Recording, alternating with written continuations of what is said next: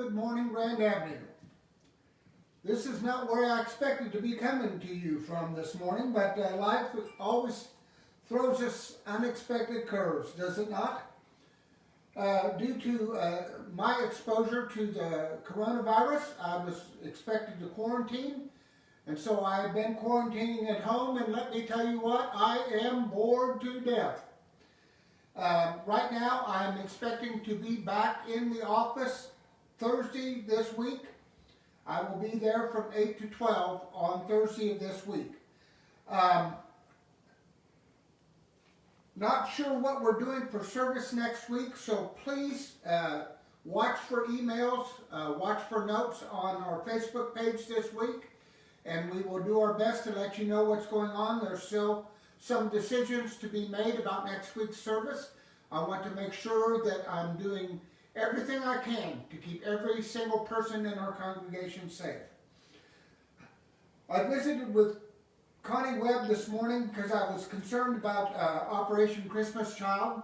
So after talking with her this morning, I want you to know that we have offered the option of writing checks, $25 for each box that you wish to donate. The checks can be made out to Grand Avenue United Methodist Church and put shoe boxes in the memo line. If you mail these to the church this week, as long as we get them by Saturday, Sunday being the last day that we can receive them, we can still get all that taken care of. If you still have the physical boxes out there, if you will bring them to the church on Thursday, if that is possible, I will be there from 8 to 12, and I will make sure those boxes get to Connie. These are her wishes. I think that's the best way we can handle it. There's very few boxes out there. Most people have been very good about sending the checks in. So either bring the boxes or the checks in to the office on Thursday morning between 8 and 12, or mail the checks in as long as we receive the checks by Saturday of this week. Thank you very much for your kind donations to this very, very important operation to make sure that every child will receive a gift this Christmas.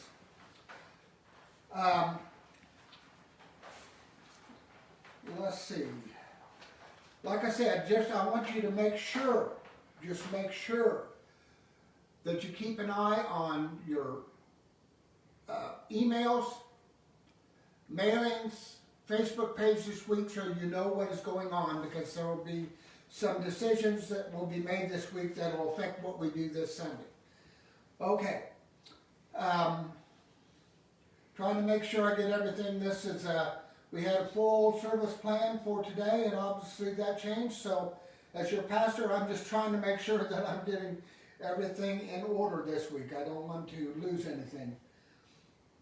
I think I've got everything ready to go. So let's come into worship this morning, and I want to come into worship this morning with a prayer for guidance. So if you will please bow your heads with me as we pray this prayer for guidance.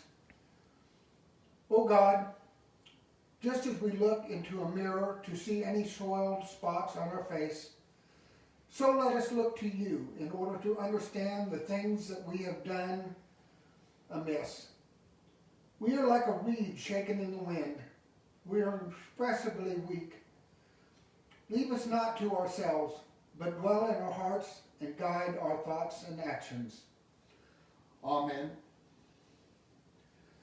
Our first scripture lesson this morning is taken from the book of Ephesians, chapter 2, verses 19 through 22. I will be reading from the New Revised Standard Version. So then you are no longer strangers and aliens, but you are citizens with the saints and also members of the household of God, built upon the foundation of the apostles and prophets, with Jesus Christ himself as the cornerstone. In him the whole structure is joined together and grows into a holy temple in the Lord, in whom you also are built together spiritually into a dwelling place for God. This morning, as we move deeper into worship, we are talking about this morning this was supposed to be our membership Sunday. Since we cannot physically meet, I want you to know that any Sunday is a membership Sunday. That at any time, at any place, that I am happy to welcome any into membership in our church, membership through baptism, or membership just as members joining the church as a full member. So this morning, let us pray. Let's come into a time of silent prayer this morning.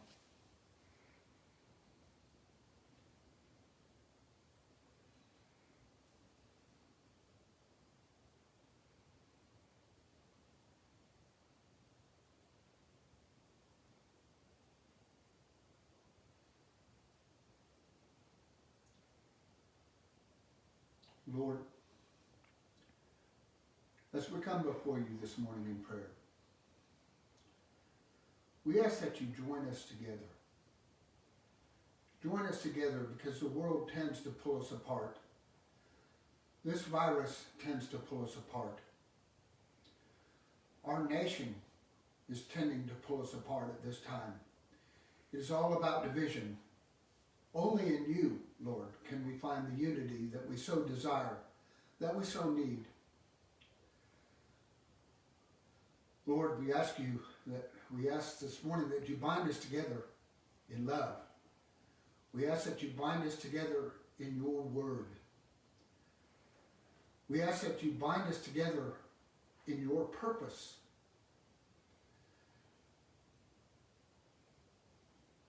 So often, Lord, we only come to you when we have needs and wants and desires. Lord, let us learn to come to you in joy. In joy and in just worship, Lord. Pure worship. The worship that comes just from knowing that you are our God. The worship that comes from knowing that you are always with us. Whether things are bad or whether things are good. Let us understand that we need to worship you when things are going good. So that when things do get bad, when there is disunity, when there is lack of purpose in our lives, we come to understand and know that you are there so that we don't have to search for you, that we know you are there already. Because you have been there in every part of our lives. So as members of your children, as members of your household, with you as our cornerstone, bring us together, Lord. Bring us together. To you be the glory. To you be the honor. Let the world see what we already know, that you are our God. And let us further worship this morning with a prayer that you have taught us. Our Father, who art in heaven, hallowed be thy name. Thy kingdom come. Thy will be done on earth as it is in heaven. Give us this day our daily bread, and forgive us our trespasses, as we forgive those who trespass against us. And lead us not into temptation, but deliver us from evil. For thine is the kingdom, and the power, and the glory forever. Amen. Remember, whether we were worshiping in service or whether we were worshiping from afar, your gifts, your tithes and offerings may always be sent to the church by mail, or they can be dropped off at the church office. Hopefully we're all going to be back in the church shortly again. So thank you for your continued support of our church.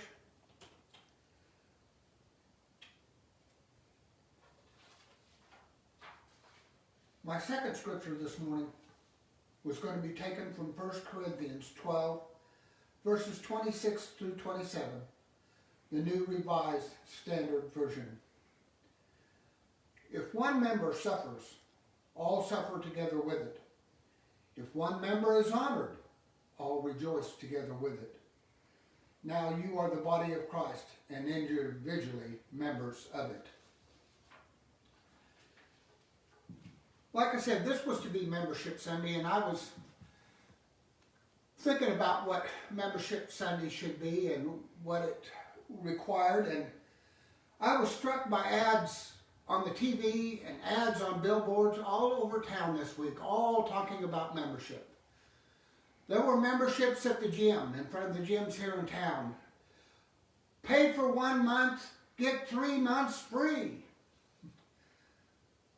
The benefits of membership. Then there were those that were talking about the levels of membership, there were the gold levels of membership, the silver levels of membership, the platinum levels of membership, and depending on how much you paid, depending on what you paid, what you got for the privileges of membership. Unless we're going to deal with that word privileges again here in a moment or two. And then there's those that try and change your membership. Cell phone companies, to be exact, that say, okay, we'll pay off your membership dues in the other company if you just come to us. Plus now we're going to give you free stuff. We'll give you free phones. We'll pay off your old membership. Just come join us. There's all kinds of deals all over the place. Not to pick on anybody in particular, but Ford.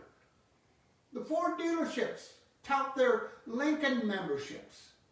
They tout their Lincoln memberships as you buy a Lincoln and it entitles you to, anytime you have trouble with your Lincoln, they'll give you a Lincoln to drive. They'll come pick you up, give you a brand new Lincoln, let you drive it while they're fixing your Lincoln. There's perks, there's membership deals all over the place. You know, it reminds me of the time when Penny and I first started traveling in the Caribbean. Wow, the airlines offered, excuse me, my memory's going blank. I'm getting old here this morning. First class seats. Wow, you know, Penny and I looked at that and I thought, you know, we haven't really done any traveling. Wow, what about first class seats? So I bought into that. When you look at first class seats, wow, you go through the first class lines, there are no lines. You go right to the plane. You're the first on the plane. In fact, you're sitting on the plane, having nice cold drinks, food, and everything else, while the rest of the people are still struggling in line trying to get on the plane. Then not only that, if you're flying to a foreign country where you have all kinds of paperwork that you got to fill out, they give you the paperwork on the plane. So that by the time you land, you already have all that filled out. And then, guess what? You're the first off the plane. And again, no lines. You go through customs first. You're not waiting there for hours to go through customs. You're off and you're on. But it comes at a price. But you get the perks. You get the privilege. And then I come to the final, probably the most insidious thing that I want to talk about today. And that's the country clubs. We have country clubs in probably every city, every state across this nation. Country clubs where membership means that you have privileges and perks. Country clubs where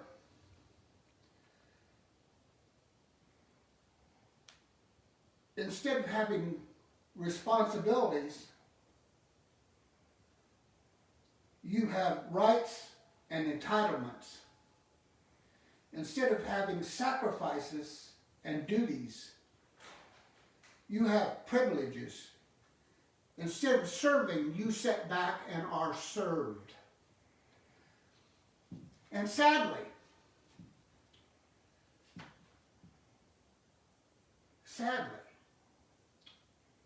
some of our churches are reverting to country clubs. God didn't give us our local churches to turn them into country clubs. He placed us in churches, gave us our churches to serve. He gave us our churches to pray for leaders, to learn, to teach, to give, and in some cases to die for the sake of the gospel. Some of our churches across this country have become weak because we have members who have turned the meaning of being members upside down. I think it's time to get it right. I think it's time to become a church member as God intended it to be. It's time to give back to God instead of being entitled. Membership means that we are all necessary parts of a whole. The New Testament includes a number of passages where we can clearly see the picture of church membership, such as 1 Corinthians 12 through 14, where the Apostle Paul makes it very clear that we are connected and interdependent on one another. However, in our modern day, many of our church leaders and members view membership as a business. They reject the idea of membership as unbiblical. But membership, to the contrary, is very biblical. Membership means that we can be different, but we can still work together. With that country club membership mentality, it means you pay others to do the work for you. With church membership, let me make this very clear. Everyone has a role or a function. That's why in the scripture it says, some are hands, some are feet, some are ears, some are eyes. We are all different, but we are all necessary parts of the whole. Each part, therefore, has to do its work, or the whole body, the church, suffers. Membership in the church means that everything we say and do is based on the biblical foundation of love. And people tend to misuse the word love. The original meaning was to demonstrate how church memberships relate to one another. But we're not to love fellow church members just because they are lovable. We are to love the unlovable as well. We are not to pray for and encourage our pastors just when they are doing what they want, what we want them to do, and saying the things that we want them to say. We are to pray and encourage for them even when they do things we don't necessarily like. We are not to serve the church only when others are joining in. We are to serve the church even if we are alone in doing so. Church membership should be founded on love. Do you know how to maintain your membership in a country club? It's strictly pay your dues. If you do that, people will be available to serve you. But do you know how to remain a biblical member of a church? Give abundantly and serve without hesitation. Do you hear the difference there? Serve without hesitation. You are not there to be served. Biblical membership is a functioning membership, not a non-functioning membership.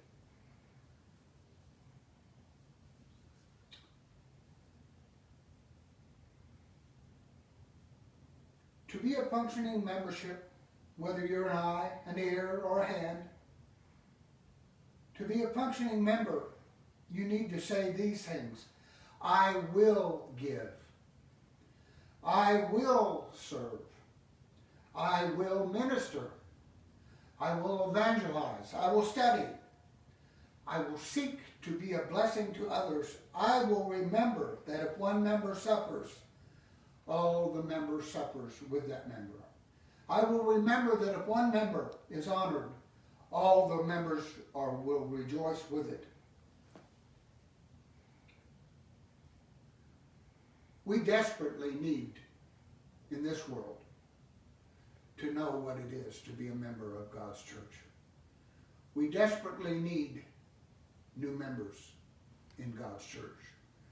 We desperately need you to step forward and remain a functioning member in God's church. Churches are getting smaller and smaller. And in this world and in this type of world today, they need to be getting bigger. We need to remember that we need to serve, just as Jesus served us. We do not need to have entitlement in our vocabularies. Not if we are to be God's children. Not if we are to be His body, and He is to be our cornerstone. Can I get an amen this morning? Amen. You know, I had several songs on tap today. No, I'm not going to sing. A couple of the songs I was going to use this morning, and if you have a chance to look them up, sing them to yourself, play them on YouTube. All creatures of our God and King. I was going to finish with, we thy people praise thee. We need to praise our God. We need to let other people hear us praise our God this morning. And then our dismissal song has been for the last month, where He leads me, I will follow. If we remember those things, and remember what membership is about, we cannot help but lose. We cannot help but win. We cannot help but win new members to this church.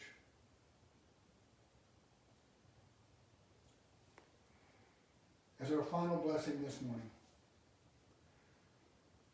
I ask that God walk with you and you walk with your God.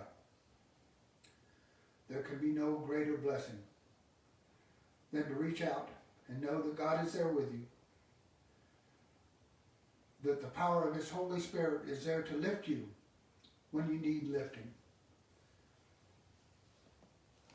And when you are down and when you think you can go no farther, His power is there to pick you up and carry you till you can again walk forward in His love, His power, and His grace. Amen. Now remember, please look to your emails, look to your messages, look to your Facebook page this week as we decide how we are going to be worshiping next week. God be with you. I will be with you this week, thinking about you. And remember to help with the Operation Christmas Child under what I told you earlier on in the service. Do not hesitate to call my cell if you need anything at all this week. I'll do my best to answer each and every question you have. Goodbye.